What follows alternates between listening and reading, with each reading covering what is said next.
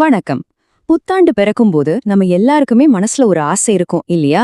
இந்த வருஷம் போன வருஷத்தை விட நல்லா இருக்கணும், செல்வமும் செழிப்பும் நிறைய வரணும்னு. இந்த நம்பிக்கையை உண்மையாக்க நம்ம கிட்ட ஒரு ரொம்ப அழகான பாரம்பரியம் இருக்கு. அத பத்தி தான் நாம இப்ப பார்க்க போறோம்.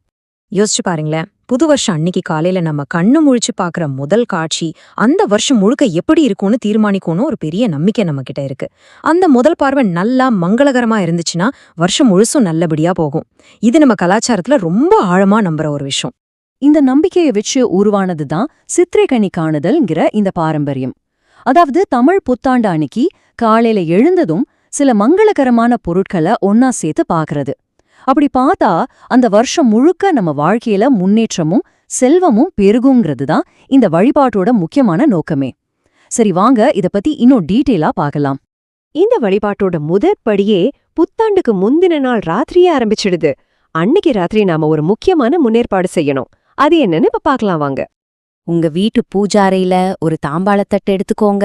அதுல முதல்ல ஒரு கண்ணாடி, அப்புறம் நம்ம முக்கணிகள், அதாவது மா, பலா, வாழை, அதோட சேர்த்து தேங்காய், வெற்றிலை, பாக்கு, உங்ககிட்ட இருக்கிற தங்கம், வெள்ளி நகைகள், அப்புறம் கடைசியா புது ரூபாய் நோட்டு, காசுகள், இதெல்லாத்தையும் அழகா அடுக்கி வச்சுட்டு தூங்க போங்க. இப்ப உங்க மனசுல ஒரு கேள்வி வரலாம். எல்லார்கிட்டயும் தங்கம், வெள்ளி, நகைகளோ இல்ல இதுல சொன்ன எல்லா பொருளுமும் இருக்கணுமேனு இல்லையே. அப்படிப்பட்டவங்க என்ன பண்றது? அவங்களால இந்த வழிபாட்டை செய்ய முடியாதா? அதுக்கு பதில் ரொம்ப சிம்பிள், ரொம்பவும் அழகான ஒரு பதில். இந்த ஸ்லைட்ல சொல்ற மாதிரி உங்ககிட்ட என்ன இருக்கோ அதை வச்சு மனசார வழிபாடு செய்யுங்க. உங்க நம்பிக்கையும் ஈடுபாடு தான் இங்க ரொம்ப ரொம்ப முக்கியம். அப்படி நீங்க செஞ்சீங்கன்னா அடுத்த வருஷத்துக்குள்ள உங்க வாழ்க்கையில ஒரு நல்ல முன்னேற்றம் வந்திருக்கிறத நீங்களே உணர்வீங்க. சோ முக்கியமான விஷயம் நம்மளோட நம்பிக்கை தானே தவிர பொருட்கள் கிடையாது. சரி, நைட் எல்லாம் ரெடி பண்ணி வச்சாச்சு. இப்ப புத்தாண்டு அன்னைக்கு காலையில எழுந்ததும் என்ன பண்ணணும்னு பார்க்கலாம். இதுதான் இந்த சடங்குலயே ரொம்ப முக்கியமான ஒரு கட்டம். புத்தாண்டு அன்னைக்கு அதிகாலையில கண்ணு முழிங்க. எழுந்ததும் நேரா பூஜை ரூமுக்கு போய் அந்த தட்டுல இருக்கிற கண்ணாடியில முதல்ல உங்க முகத்தை பார்க்கணும். உங்களுக்கு நீங்களே ஒரு பாசிட்டிவான ஸ்டார்ட் கொடுக்கற மாதிரி. அதுக்கப்புறமா தட்டுல இருக்கிற மத்த மங்களகரமான பொருட்களை பார்க்கணும். ஆஹா, இந்த சிம்பிளான ஒரு செயலை செய்யறதால கிடைக்கிற பலன் என்ன? இந்த சித்திரக்கனி காணுதல் வழிபாட்டை முழு நம்பிக்கையோட செய்யும்போது வருஷம் முழுக்க நம்ம வாழ்க்கையில செல்வம் பெருகும் அப்படிங்கிறது தான் ஐதீகம்.